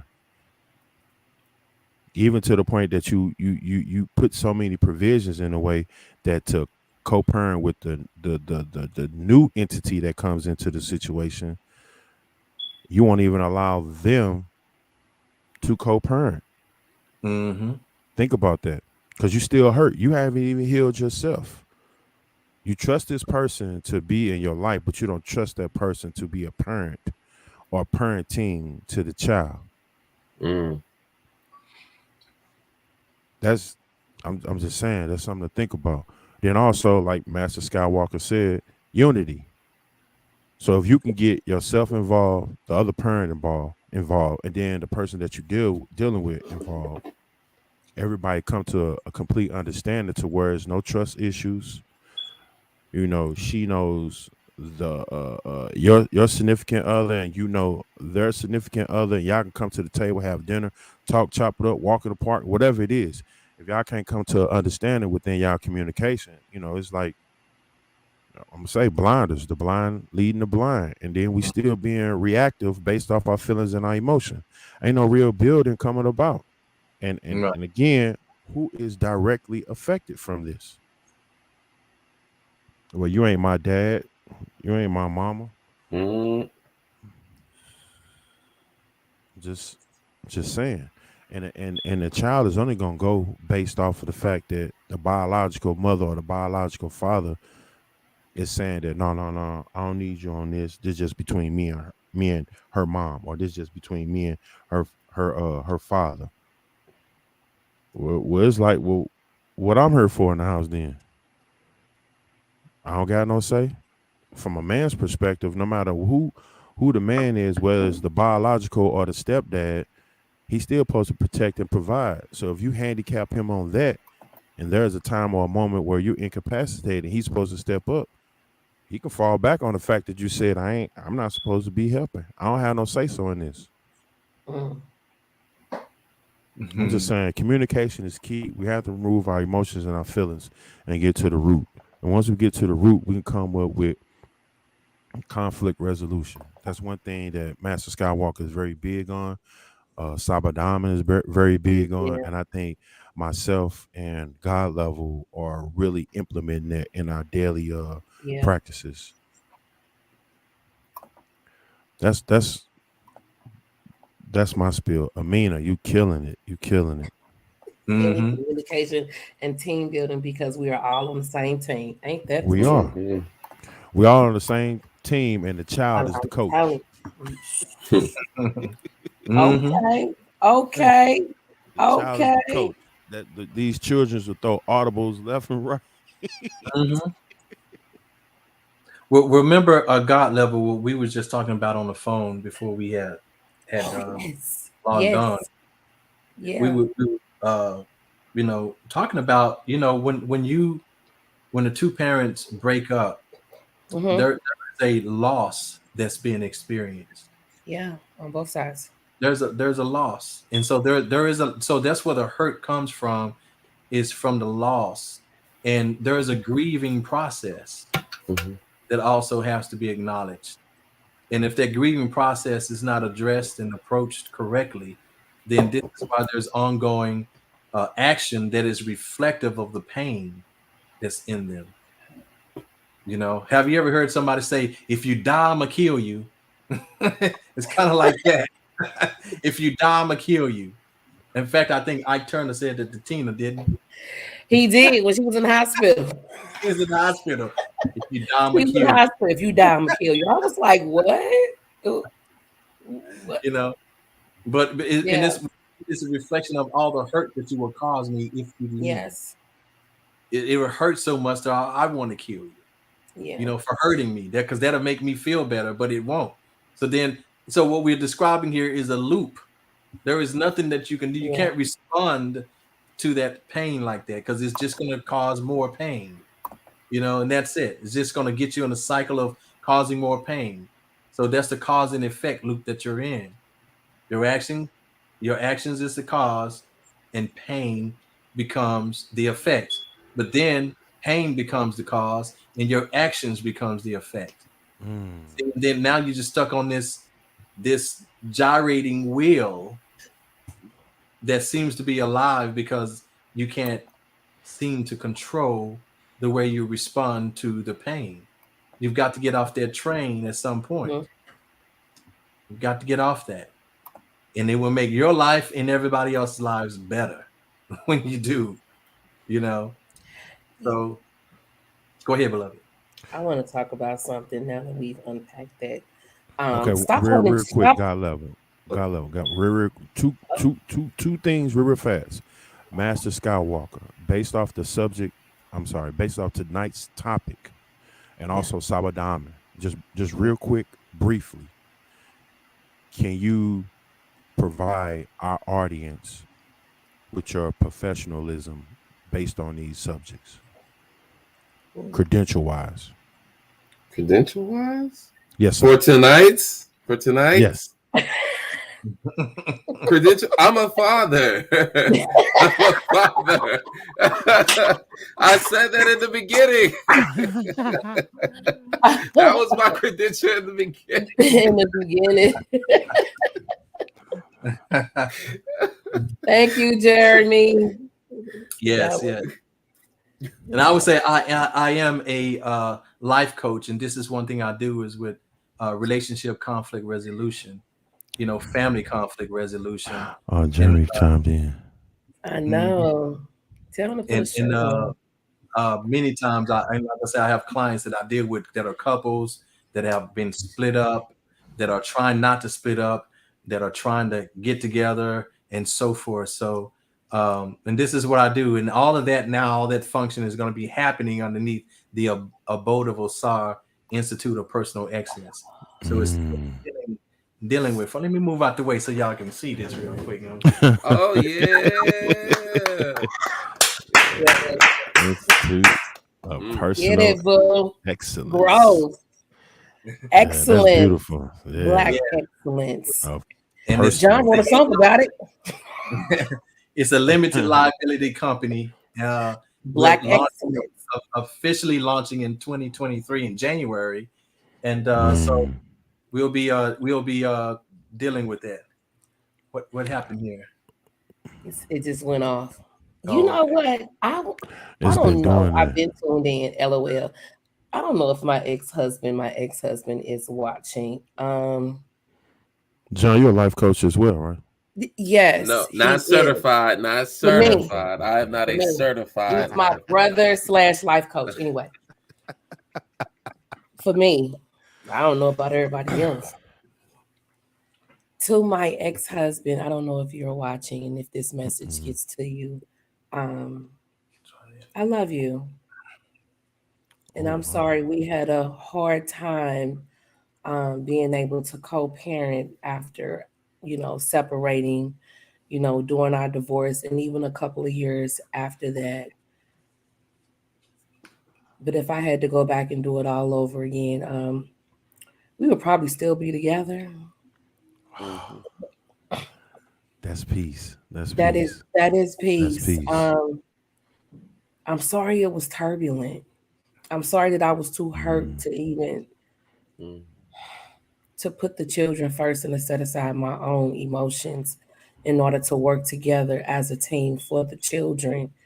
But when I was listening to John talk, it made me realize I was acting out of ego. Ooh. I'm not, and when he was talking, I could relate to that. Your dad did this, and now I'm feeling some kind of way. And I'm like, I'm not gonna lie, when I thought they was going to Walt Disney World, it was a problem. Wow. What? Y'all doing what? I felt some kind of way. I'm like, nah, I need to put them on a flight first. I need to do this first. I need to do that first. I was acting out of ego, and I was still hurt. Competition. And competition still hurt. Who's the better parent? Who's the better parent? Going beyond the call of duty, and making fun of the fact that every time he failed, it make me look like a winner. Yeah. Or every time he achieved success, you felt defeated. That too. That too. So yeah, if anyone in your family is listening, give that message to my ex-husband, Derek. I'm glad that we are on the same page right now. I'm glad that we have communication. I'm glad that we have peace. My oldest daughter is up there with him and his family. Welcomed, loved, appreciated, supported. Yeah, she still calls home for money though. Yeah. She still gonna call her mama though. saying. Well, let me be one to give you the first congratulations on that, because to reach that level in your communication and Yeah, co-parenting, that's a big step, and it needs to be acknowledged, and we need to in a way normalize it. We need to yes. make that a We great need to thing. normalize Yeah. healthy co-parenting. Yeah, Mhm. they are. When you all separate, they're gonna eventually get with somebody else, Mm-hmm. and you're gonna have to accept it.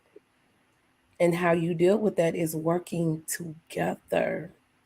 Make sure that child is put first. It's not about you, your feelings. Well, he did this, he did that. That's when you go get you a therapist to work through all of that, Mm-hmm. and don't put it off on the child. Bars. And another thing, stop withholding the child for monetary gain. Ransom. I'm just saying, a lot of he can't, if he ain't paying child support, he can't see her. He can't see him. Stop doing that. That's that weaponization I was talking about. Yeah, stop doing that. Don't weaponize it. My daughter, even when we separated, he knew. Anytime you want to come see him, come get him. If you want to split the bill halfway and have him flown to you, drove to you, whatever, that door was always open. He could never say that I withheld that from him, because I would never do it. That's that father. Who am I to do that? Communication. There you go. If you call me right now, go ahead. So on that topic, because we've been pressing hard on the step parenting part, right? So yeah, this is my second time step parenting, right? Mm-hmm. But as you were talking and giving your gratitude, well, in essence, you were also giving gratitude to your ex-husband, right? Mm-hmm. So it made me grateful for Andre Bo and Sean. So those are two fathers. Well, so we share the same baby.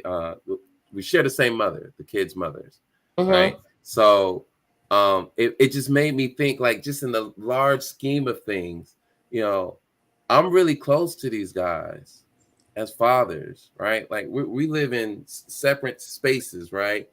But it was through her that I met those two, and we each embarked on our journey for single fatherhood, right? Mm-hmm. And we stayed in communication, and just looking at where we're at right now, Sean, he's a personal trainer now, and Andre, he's about to go trucking, but I'm his personal trainer. It's just like, wow, that's a beautiful way how that turned out. Back then, just thinking early 20s, we were all kind of on some hoish behavior, whatever. And then growing. Keeping it real. Right. Yeah. That's how homemaker behavior. Yeah, it's toxic. Toxic.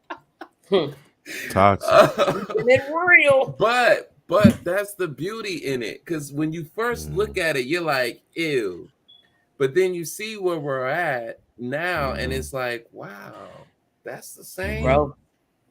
Right? Like y'all came together, like y'all were like this, like it was just firecracker here, firecracker explosion here, but now y'all here now, right? And wanting them each to be better fathers. Like we don't have the same kid, right? But just me supporting them in that. And then even from within, right? So the inside, I'm trying to also teach this to my queen. So there's that other aspect of co-parenting, is when you have a blended family, right? And you look at the relationship between your spouse or your partner and their ex, and that has nothing to do with you, but you're focused on your spouse. You want them to be a better person, right? So you have to coach them in not only how we're parenting, but also being respectful, courteous, considerate of the other. And there's still some tension there. There's still some hurt there. So it's like, I'm going to teach you how to be. I know he ain't the best parent. We know that. Okay. Now, how can we bring it down. So I'm trying to share my wisdom. I'm like, yo, I made it. In my eyes, I'm like, I made it. I want you to feel this too. I want you to feel this experience that it can be like this, right? But you gotta be a leader in this sense, because if we're unhealed, somebody's not being courageous enough to just stand up and all right, I'm gonna be the responsible one. I'm gonna take my share of the hurt. I'm gonna take my share of the the pie here, and I'm gonna make it better in hopes that I inspire them to do the same, taking the risk that they probably ain't gonna do the same, and leverage that. I'll take the risk if they but it's this has got to change. So for all you co-parents out there, stay the course and look at the bigger, keep looking at the bigger picture, because when you look at how it's a really big picture. It really is. I know it's so tempting to just be within yourself, because that's the default, right? But you end up in a blended family, right, situation to where your children have 4 parents. Wow. Like you might have 2 kids, 1 kid, but they have 4 parents. The wealth of knowledge, experience, information, care. They have 4 parents, not just one. Right? Talk about it. And we're dividing up the responsibility, right? Lightening the load. But you got some women out there, and I hate to say it, that don't want their children around another woman. Yeah, I've seen that. We keeping it all the way real around here. They do like not every time want I their say, children I'm around. I don't want my baby around it. BITCH. You know that's how you know they still hurt. That's coming from a place of pain. Of course, they're still hurt that the relationship didn't work out right. Yeah. Forming those attachments, right? Yeah. Children are forming those attachments. So where I'm at right now, right? Just looking at it all, just like, all right, test, trial, test, challenge. And it's like, all right, I passed this level. And then you turn around and you look and you see the big picture, this network. You look at how the whole process unfolded. You met these people, and if you were just patient and observant enough, you start to see how it's all interconnected, the dynamics. Oh, you're supposed to do this, and I'm supposed to. So I got to make sure that you guys. Oh, and then if you guys, so now the web, like what was it? Extending the village. There you go. And you're seeing how the village is here for these children right here, and the village just keeps growing. I'll say. Right. That's what she put, extending the village. And you start to, and it gets us back to that I am, because we are, right? But even more so, you start to see how closely related you are. Like, this is one family that was way distant, and it connected to this other family. What are the odds? Right? And you look at that and you say, dang, this is valuable. This is sacred, right? That's part of your co-parenting process. Like you met with somebody, you thought it was going to be forever, in the sense of, all right, it's this, all right, it went the other way, but you adapted. You adapted to that situation. It fragmented the family unit, but it also it fragmented it so that it could reformulate. It could reorganize itself. Okay. So the functions are still there. The principles, the values are still there, right? But we're talking about this living, breathing thing called the family unit. Yeah. With it, kind of shrinking, fragment at first, and then just healing and stitching itself back together, and then just growing. Right. So that's what we're really getting to right here is, co-parenting, not just from a biological level, but also a spiritual level. You're taking on the assignment of this family that didn't come from your flesh per se. Right. And you're working with their DNA, which is very unique from yours. You might have, a very keen knowledge of self, but you don't know them yet. So you can figure you out and maneuver how you need to, but you're a father of these children that got a DNA makeup that might be, strangely contrast from yours, and you got to figure out how to nurture that. We're coming up on an hour and 50 minutes. Mm-hmm. So I want to add to what John said because it's also important that I just want to point out, because like Mina was pointing out, extending a village, it does take a village, it takes a community, but sometimes within that village and community, you still have hurt people. Mm-hmm. You still have hurt people on the other parents' side of the family that may feel a particular way due to false information. Not having the whole story or all the facts will make that family feel like, oh, you're not worthy to be a parent to the child of our family, our side of the family. Like, wait a minute, hold on. You didn't create this. There's a reason why they say only in the delivery room the mom and the dad is allowed. So at any point, dad can beat his chest a little bit and say, hey, immediate family only. Y'all can have a seat outside. We give it y'all when it's over. There is so much power in dad. Like, I don't think y'all understand how much power y'all have. Like, y'all are powerful. Y'all are really freaking powerful. And we could be. I'm gonna tell your dad. I'm finna say, yeah. We could be, but there's still a lot. There's a lot that keeps us from. And those women just want control. That's it. Well, it's not just the women. We understand that it's a system. It's a system that allowed itself to be weaponized by those women. Yeah. So that's what we have to realize, that when we try to step in, and we can literally see. I don't know how deep the ignorance is, but we can literally see how the chips are automatically stacked. Like I just pointed out, one of the things, only the woman can give the child up for adoption. She can give it up and she don't have to deal with the child, but the father can never walk away.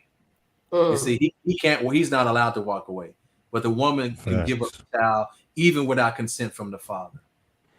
You see, so even that itself is unbalanced. We just got to stop subscribing to such a system and stop using it, because it does nothing to bring harmony to our situations. It does nothing to build family value.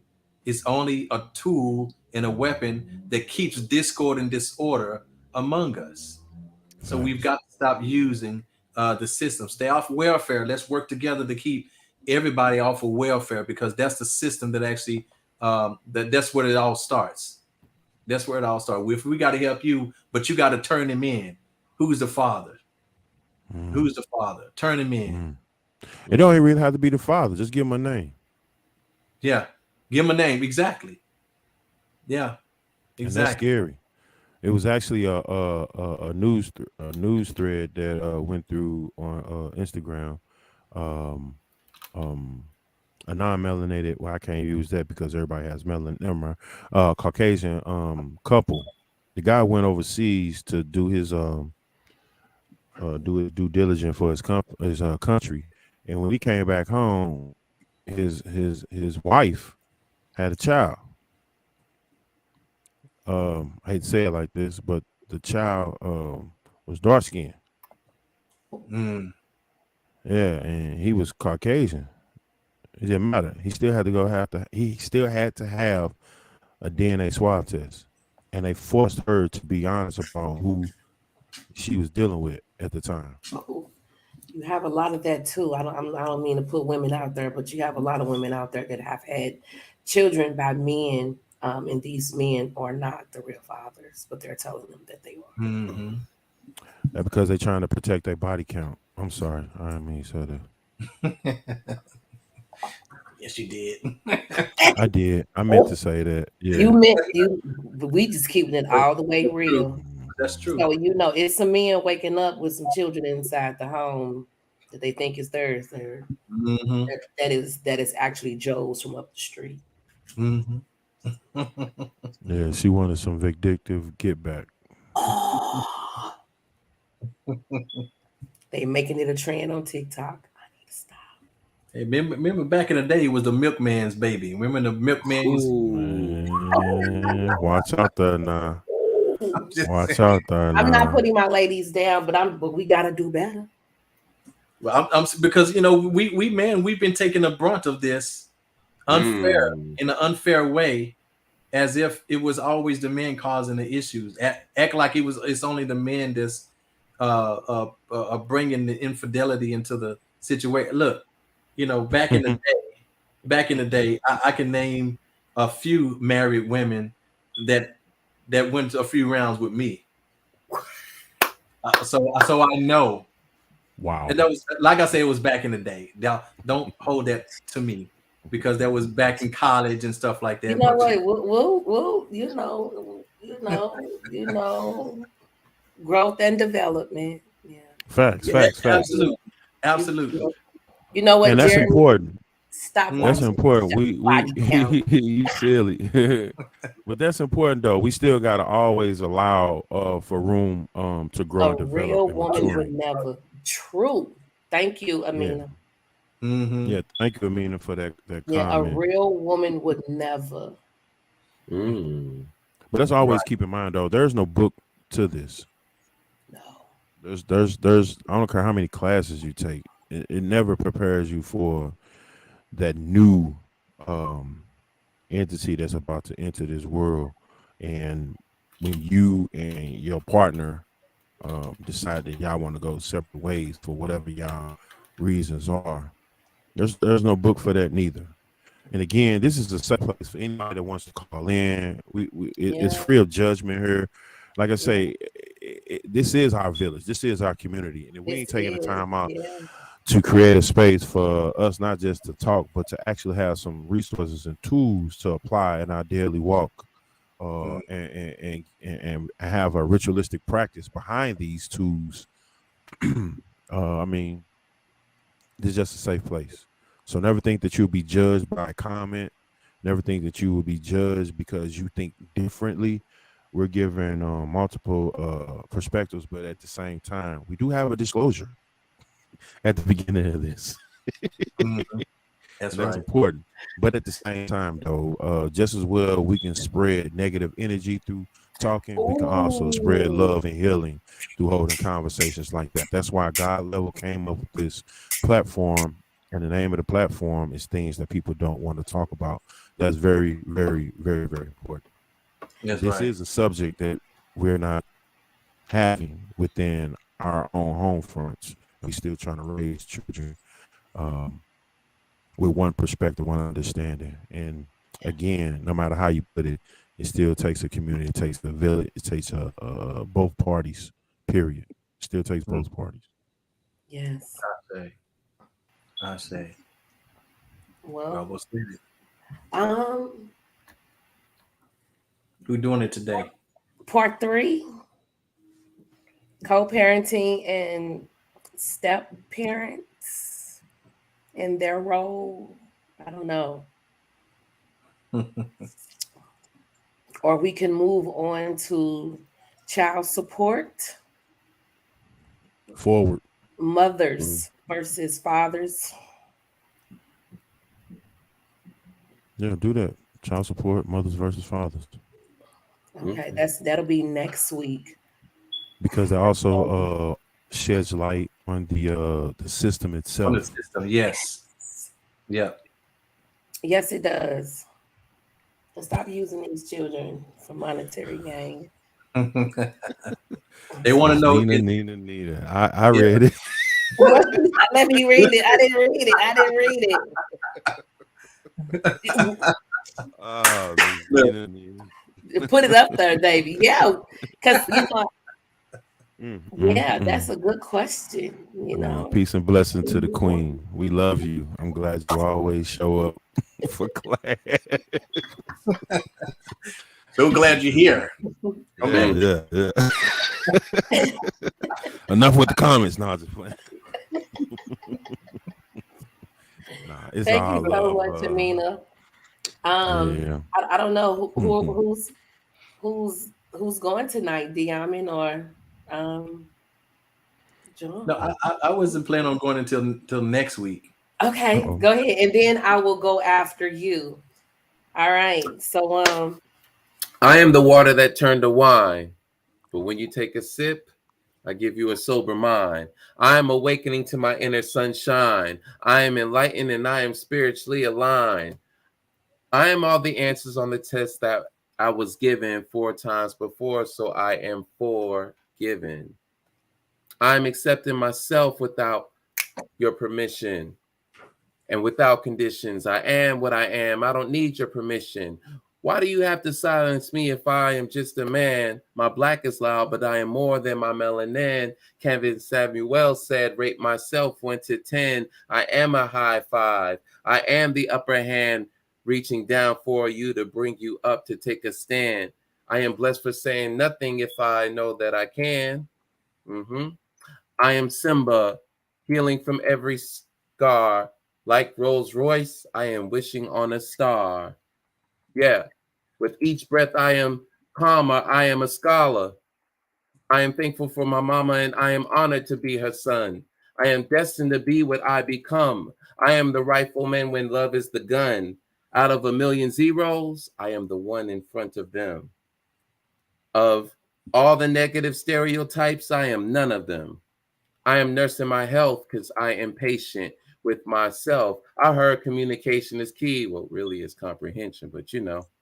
Yeah, I am a locksmith. Yeah, I am accomplished. Yeah, I am a mirror that's spotless because I am honest. Yeah, and I don't need to worry because God got us like Oshun and Ma'at. I am the freedom. Pain is a slave master that I am free from. I am the longest love poem you felt. I am reminding you to be yourself. Just be yourself. be yourself. Ashe. Woo! Ashe. This is things that people Peace, don't want to peace, talk peace. about. I want to thank everyone for dropping in on tonight's live. Thank you to everyone who commented, who watched, especially our favorite viewer, Miss Amina, for calling in. Don't forget to check out our girl, Miss Dana Decor, out in Austin, Texas. Austin, Texas. She is an event. What's the word I'm looking for? Coordinator, planner. Thank you. Event planner, event coordinator. She specializes in weddings, baby showers, graduations, and birthday parties. Please don't forget to hit her up. With that being said, we will see y'all back here next week. John, you got me?